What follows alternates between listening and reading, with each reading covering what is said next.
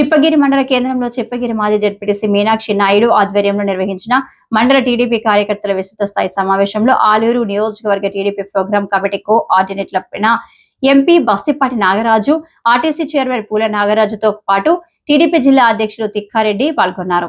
ఈ కార్యక్రమంలో భాగంగా ఎంపీ బస్తిపాటి నాగరాజు మాట్లాడుతూ ఆలూరు అభివృద్ధిపై సీఎం చంద్రబాబుని పలుమార్లు కలిసి మాట్లాడారని తెలిపారు. నగర డోరా రిజర్వాయర్ ను పూర్తి చేయడంతో పాటు వేదవతి ప్రాజెక్టును నిర్మించి సాగు తాగు నీరందించడంతో పాటు కర్నూలు నుండి బళ్ళారి వరకు జాతీయ రహదారిని ఏర్పాటు చేస్తామన్నారు. నియోజకవర్గ ప్రజలకు ఏ సమస్య వచ్చినా తన దృష్టికి తీసుకువస్తే సమస్యల పరిష్కారానికి కృషి చేస్తారని తెలిపారు. ఈ కార్యక్రమంలో మండల అధ్యక్షుడు శిక్షావళి, ఎంపీటీసీ రజనీ, సర్పంచ్ నీలకంఠ, మండల టీడీపీ నాయకులు, కార్యకర్తలు పాల్గొన్నారు. సొంత ప్రయోజనాల కోసం మేము ఎప్పుడు ఆరాట పడలేదన్నా. కాబట్టి మీరు మాకు ఈ రోజు చంద్రబాబు నాయుడు గారు ఒక ముగ్గురు సింహాలను పంపినారన్న ఈ మా నియోజకవర్గానికి. మీరు ఏం చేస్తారో మాకు తెలియదు, కానీ మీరు మాకు మీరు ఎవరిని పెట్టినా ఈ నియోజకవర్గంలో మేము పార్టీ కోసం చేయడానికి సిద్ధంగా ఉన్నామన్నా. దానికి తోడు ఏ ఒక్క వ్యక్తిని మీరు తీసుకొచ్చి మా ముందు పెడితే ఆ వ్యక్తిని ఎమ్మెల్యేని చేసే బాధ్యత మా నాయకులు, కార్యకర్తలు తీసుకుంటామన్నా. ఖచ్చితంగా తెలుగుదేశం పార్టీ జెండాని ఆలూరు తాలూకాలో మీ ముగ్గురు సమక్షంలో రెపరెపలాడిస్తామని నేను గంటాబద్ధంగా చెప్తూ, ఈ అవకాశం ఇచ్చిన మా కార్యకర్తల మామూలు వాళ్ళు ఎంతో ఇంతో కొద్దిగా దెబ్బతిన్నాయన్నా.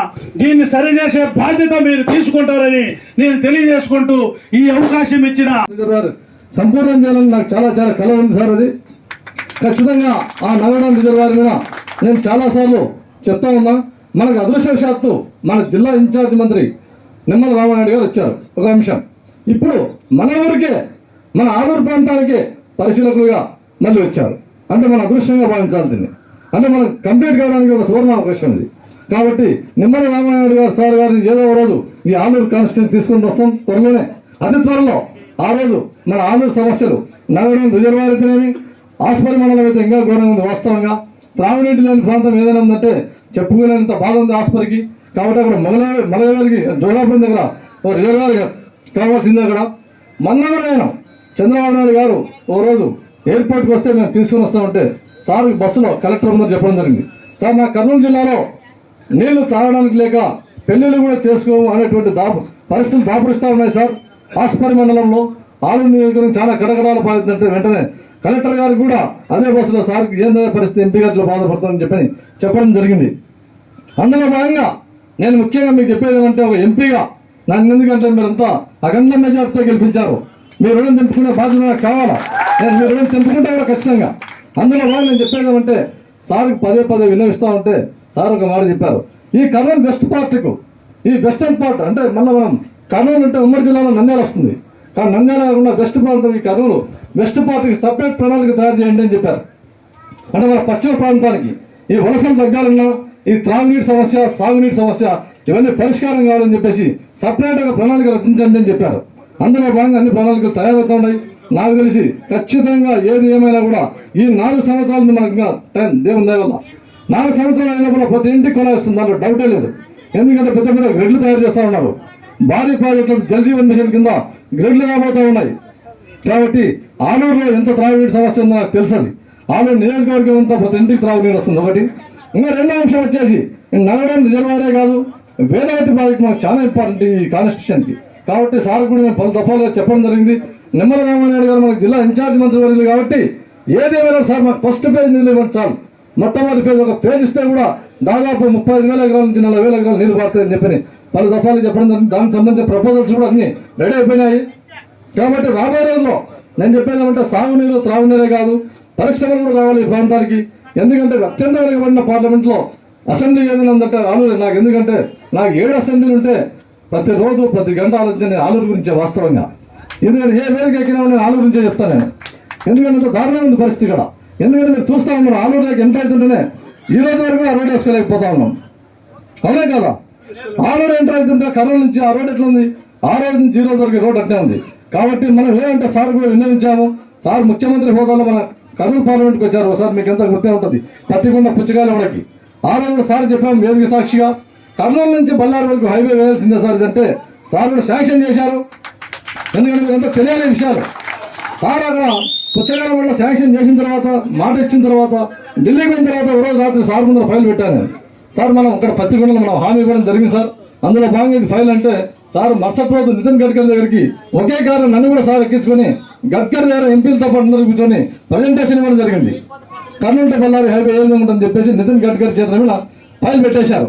కాబట్టి మనం 99 మెట్లు ఎక్కినట్టే లాస్ట్ శాంక్షనింగ్ ఒకటే పెండింగ్ ఉన్నది.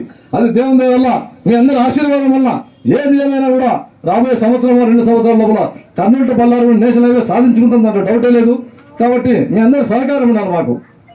ఇకపోతే సోదరులారా, నేను చెప్పేది ఏమంటే ఇక ఇది డెవలప్మెంట్, అభివృద్ధి, సంక్షేమం ఇదంతా ఒక ఎత్తు.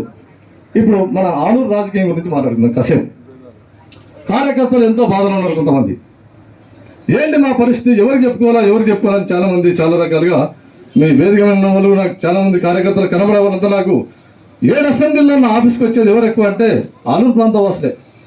ప్రతిరోజు రావడమే, ప్రతిరోజు వందల మంది రావడమే. అయ్యా మన సమస్యలు ఎన్ని ఉన్నా కూడా ఇంత పెద్ద పార్టీలో చిన్న చిన్న సమస్యలు ఉన్న సహజము. ఇవన్నీ మనం సర్దుకుపోవాల్సినటువంటి అవసరం ఎంతైనా ఉంది.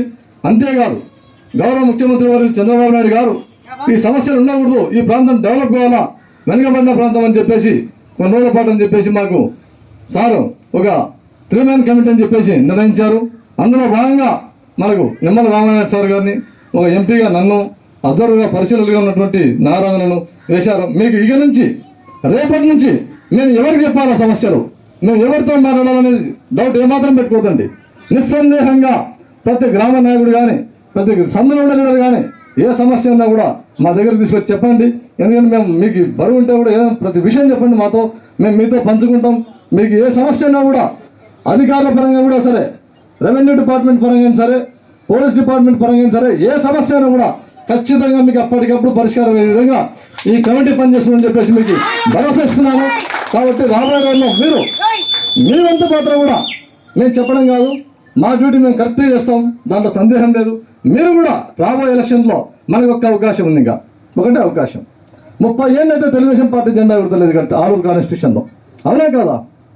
కాబట్టి రాబోయే ఎలక్షన్లో సర్పంచ్లు అయితేనేమి, ఎంపీటీసీలు అయితేనేమి, జెడ్పీటీసీలు అయితేనేమి ఖచ్చితంగా 7 అసెంబ్లీలోకి వెళ్ళా ఎమ్మెల్యే లేకపోయినా కూడా, ఇక్కడ ఎమ్మెల్యే లేకపోయినా కూడా అన్ని సర్పంచ్లు అయితేనేమి, ఎంపీటీసీలు, జెడ్పీటీసీ అత్యధిక మెజార్టీతో మనం గెలిపించి ఎక్కువ స్థానాలు అంటే సర్పంచ్లు అయితేనే అన్ని స్థానాలు మనం ఎక్కువ గెలిపించి చంద్రబాబు నాయుడు ఒక కానుకగా ఒక గిఫ్ట్ ఇస్తే ఆలూరు ప్రజలు వాళ్ళ యొక్క రుణం నింపుకోవాలని చెప్పి సార్ కూడా మనకు నిధులు కొట్లాడి కానీ నిధులు ఎక్కువ శాంక్షన్ చేసుకునే ఒక అవకాశం ఉంటుంది. కాబట్టి దయచేసి మీరు రాబోయే ఎలక్షన్లో మీరు లోకల్ బాడీ ఎలక్షన్ దయచేసి ఏ ఒక్కరు కూడా మీరు ఏమరపాటు గురి కాకుండా ప్రతి ఒక్కరు కంకణం కట్టుకొని మనం సర్పంచ్లు అయితేనేవి లోకల్ బాడీ ఎలక్షన్ ప్రతి ఒక్కరు చాటాలని చెప్పేసి నేను కోరుకుంటున్నాను. కాబట్టి అంతేగాక ఈ ఒక్క ఎలక్షన్లో మీరు మెజారిటీ చూపిస్తే మేము సార్ దగ్గర గట్టిగా వాయిస్ ఇవ్వడానికి మాకు కూడా ఒక అవకాశం ఉంటుంది. కాబట్టి ఈ ప్రాంతాన్ని మనం ఈ 4 ఏళ్ళ లోపల మీరు ఎన్నడూ చూడని విధంగా ఖచ్చితంగా సాగునీరు అయితేనేమి, త్రాగునీరు అయితేనేమి, పారిశ్రామికంగా అయితేనేమి ఖచ్చితంగా డెవలప్ చేస్తామని చెప్పేసి తెలియజేసుకుంటూ ఈ అవకాశం